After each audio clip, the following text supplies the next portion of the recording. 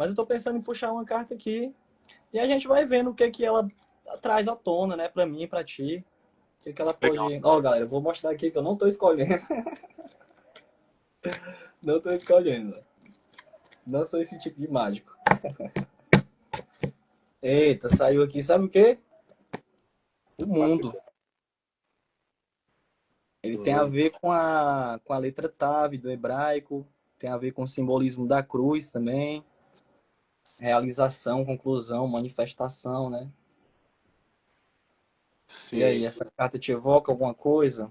O mundo? Cara, evoca um pensamento em duas direções, cara. Eu vou pensar muito na minha tradição, né, cara, da qual eu participo mais experiencialmente, né? Que é, primeiro, a relação de retirada do mundo, né? Na medida em que você vivencia uma experiência de fé em Cristo, né? A palavra igreja, né? Ela vem do grego eclesia, né? Então esse ek, ela tem um sentido de para fora, né? De exterior, de ek é aquilo que está fora. Então eclesia seria a ideia de ser tirado para fora, né? Porque na verdade é uma palavra que vem do âmbito político dos gregos, né? Na polis gregas, então quando eles iam fazer alguns tipos de discussões, eles saíam para fora dos portões e ficavam ali discutindo aquilo para depois levar para a Assembleia, né, para a discussão dele. Ou era da Boulé, ou era da. Agora eu esqueci o nome do outro tribunal. Tem a Boulé e o outro, que agora não estou na mente. Mas aí, então eles iam Então para tinha essa fora. coisa deles saírem para discutir fora, é isso? É isso. Então, por isso que era eclesia. Então, eles se reuniam, então, era reunidos do lado de fora. Eles se reuniam do lado de fora para depois voltar e pôr a questão da discussão de um modo mais juridicamente estabelecida. E aí, esse termo passa para a cristandade, né, pela língua grega, principalmente por causa da tradução da Segunda Aliança, né, dos textos da Segunda Aliança, ele passa como denominação daqueles que estão congregados em Cristo, daqueles que estão unidos em Cristo. Então, a ideia é que eles são chamados para fora da onde? Para fora do mundo, né, no sentido de uma dimensão de vida de pecaminosidade, né, de depravação, de corrupção, de um sistema que conduz o homem à corrupção, à perdição, né? E trazidos para dentro da dimensão da esfera da graça, do divino, né? Então essa seria mais ou menos a imagem simbólica, a primeira que me evoca. Mas, e aí, só para fechar, ainda tem até uma citação, né, do Evangelho de João que diz, né, que eu vos escolhi do mundo, eu vos tirei do mundo, vocês do mundo não são mais, tal. Eu não me lembro agora a passagem, mas é no Evangelho de João. Mas uma coisa que eu também me evoca é que a necessidade também, e agora no mundo, de que, embora não sejamos pertencentes a este mundo, no sentido deste século, desse sistema corrompido, nós vivemos neste mundo. Nós estamos arraigados, estamos ligados a esse mundo, né? Estamos ligados a esse solo. Nós somos humus, né? O homem, humus, vem do humus, do solo. Então, a nossa mundanidade, ainda que vivamos a nossa cristianidade, vivamos como cristão, não podemos rejeitar a nossa mundanidade. Não podemos rejeitar aquilo que nos liga também a esse mundo. E aí a gente pode tirar várias implicações, pelo menos é o que me vem no mundo. Me vem primeiro de que nessa mundanidade eu estou ligado a todos os demais homens, então eu sou solidário a todos os demais humanos, porque todos são extraídos do solo, todos nós saímos, pertencemos a esse mundo, né? Eu estou usando as metáforas, né? E ao mesmo tempo, também eu não posso negar os aspectos em mim que são frágeis, que são às vezes até obscuros, como são obscuras certas camadas da Terra. Se a gente começa a penetrar no mundo, né? Penetrar, a gente vai ter as camadas geológicas, por exemplo, né? Você vai ter lá litosfera e assim por diante. Acho que é isso, né? Mas é isso, o litosfera, Isso, tem as é isso. geológicas, Você tem tem, as estratosféricas, né? então, então Estratosfera e essa ionosfera, né? essa mundanidade representa que nós temos camadas interiores que também têm que ser aprofundadas, né? E aí eu penso na questão do próprio Cristo que desce aos infernos, né? Quer dizer, ele desce à dimensão mais profunda de si mesmo e é necessário descer ao inferno para poder de alguma certa forma conhecer, incorporar essas potências interiores que estão em você, que às vezes são e que está no interior desse mundo interior que nós somos um microcosmo, né? Espelho Exatamente. macrocosmo, micro e macro, né? E é Exatamente. a partir disso poder fazer essa caminhada. Então, necessário entrar em si, esse seu mundo interior, para ir galgando para mundos superiores, para esferas superiores. É... Agora eu achei engraçado uma coisa que eu queria comentar, né? Que esse meu tarô aqui é o tarô hermético cabalístico, né? Eu vi o cabalista, eu vi a E árvore de ele sempre. tem ele tem aqui o nome da letra hebraica, né? Não sei se vai dar Eu para vi, ver. tá? Tá? E Muito tem legal. cruz, né? Que é, um dos simbolismos dessa letra, né? Você sabe que você Cruz. falou uma coisa. Desculpa, Hum. concluí. O Não, então simbolismo. é isso, por isso que eu comentei também, né? Essa coisa da crucificação, né? Porque É. tem essa questão também que a gente podia explorar do encarceramento, digamos assim, do espírito na matéria, né? O mundo, para Sim. mim, remete muito a isso também, né? É, Essa questão da crucificação, ela é muito simbólica em muitos sentidos, né? sim. Porque é uma doação, digamos assim, é um sacrifício que se faz, digamos assim, para o espírito para estar encarnado, né? Não é Então, fácil você todo dia você ter que correr atrás do que comer, você ter que lavar roupa, lavar prato, você ter que pagar sua luz, você ter que pagar sua, enfim, né? Ou seja, todas as questões que envolvem essa coisa da vida nesse nível, né? Nesse nível de vida nossa, enfim. sim. E tem uma coisa também curiosa, que é a cruz também é um símbolo axial, né? Então ela é um eixo, ela é um centro, né? Então ela tem ali o centro do mundo, né? Ela tem essa coisa Isso. de ser também um divisor, né? Porque ela tem os quatro ângulos, né? Que você tem, baseado nas suas hastes, né?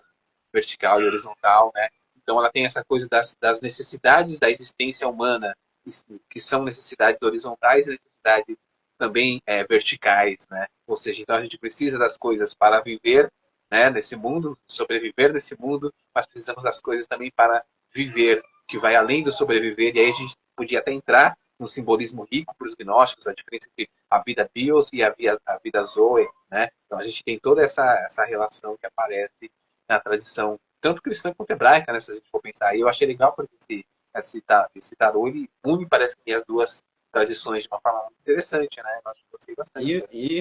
Essa daqui tá me passando alguma coisa diferente. O Sol.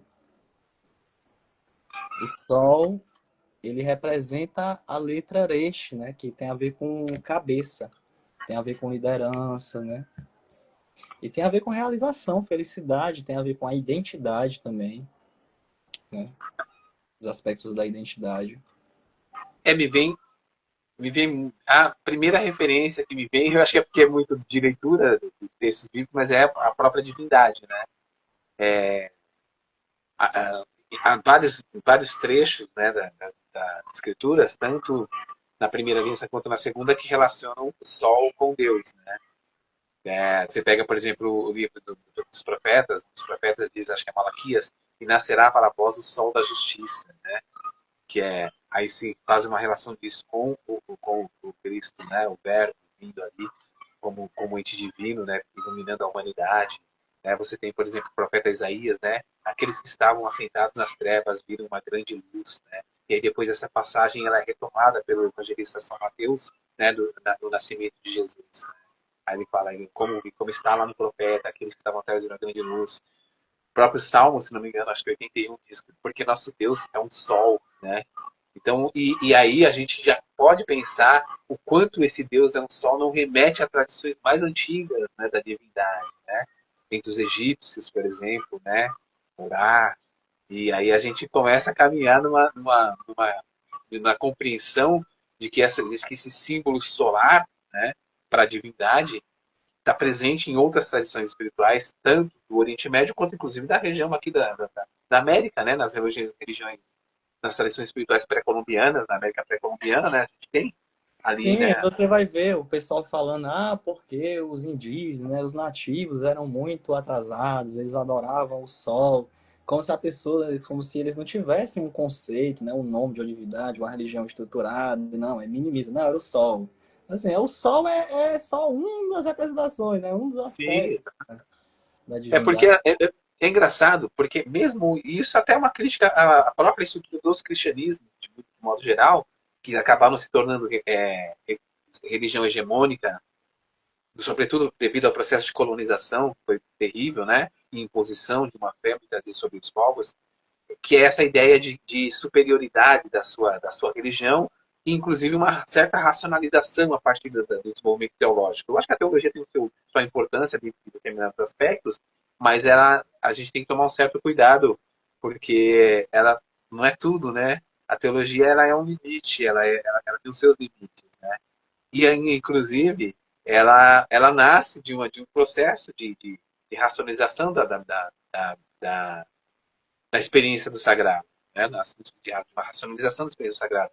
Quando o Platão propõe, o Platão é o primeiro a propor a criação da teologia, tá, no livro da República, ele cria o nome teologia, e ele dá diretrizes de como deve ser uma teologia. Essa informação eu vim a conhecer muitos anos depois, eu tinha estudado a República, mas nunca tinha me atinado para essa informação. Mas lendo o Werner Jäger, que é o autor da Paideia, ele escreveu um livro chamado O Cristianismo Primitivo e a Paideia Grega. Então ele vai mostrar como o cristianismo se apoderou, né, da teologia para si.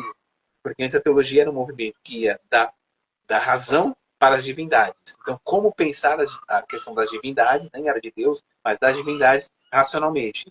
Aí, quando o cristianismo se torna a religião hegemônica, potência, ele vai pegar e vai partir da fé para as divindades.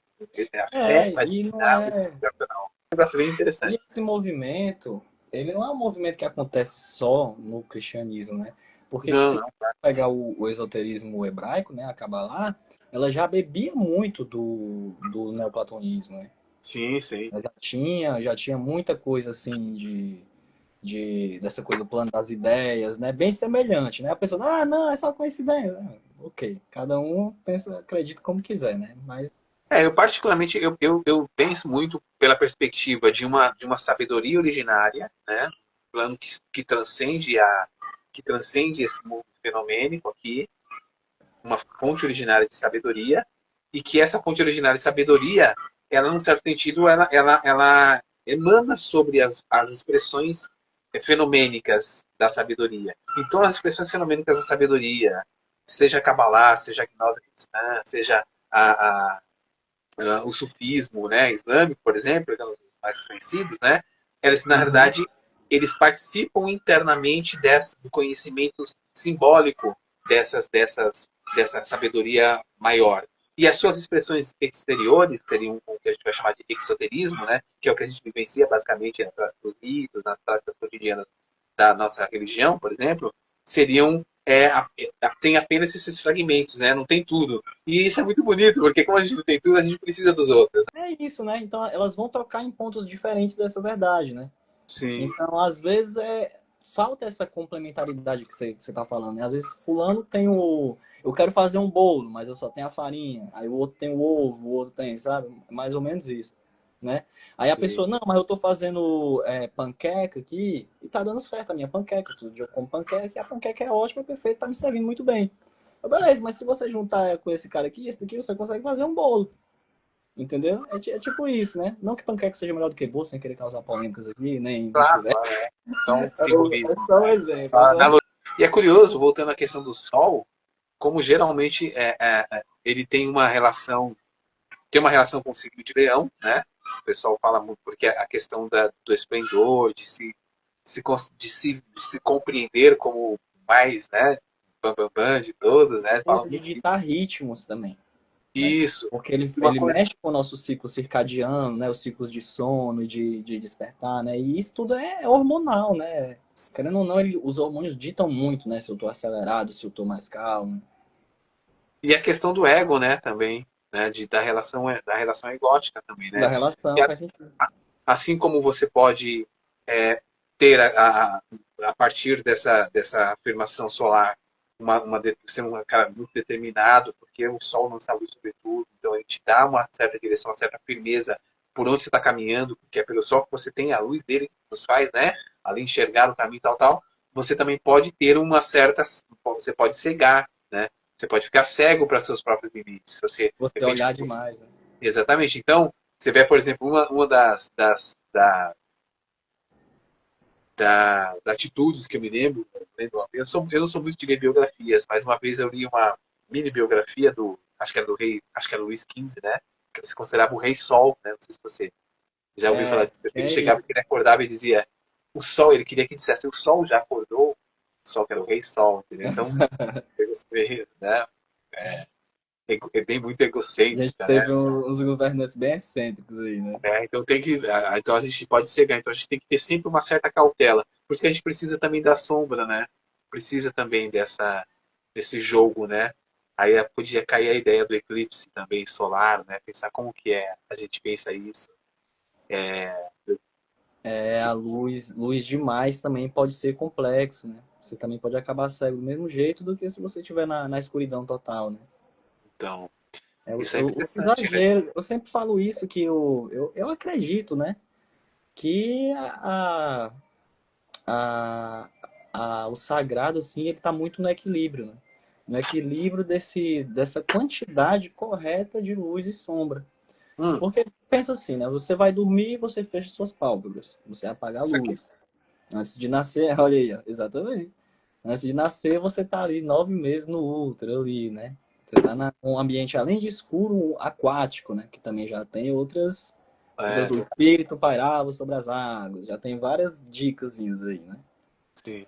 E quando você vai descansar, você tá na rua, você vai para baixo da sombra de uma árvore, de uma casa, qualquer coisa. Então a sombra, ela traz conforto, sim, também. Ela não traz só a dor, a destruição e a morte, a dor. Enquanto não espera o caminhante nos desertos áridos por encontrar uma sombra, né?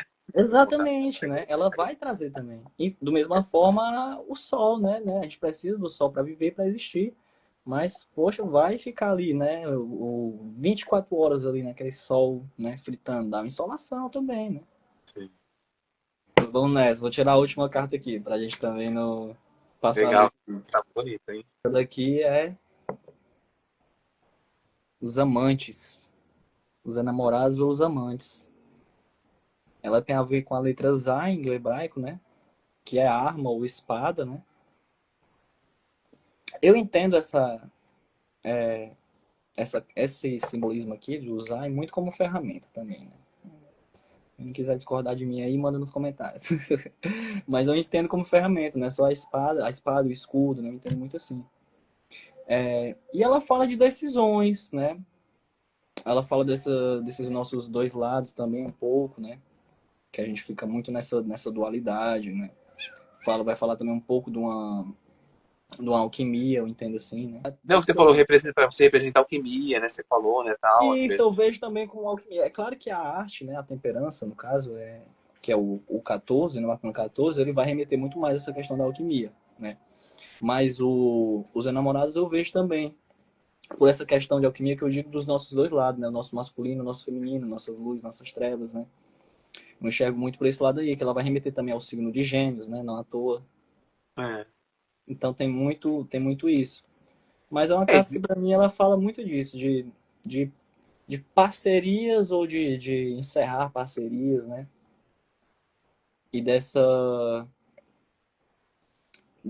de meio que buscar essa mescla correta de luz e sombra também, né? É claro que lá na frente ela vai ser concluída na temperança, né? Ela vai chegar no seu ápice, digamos assim.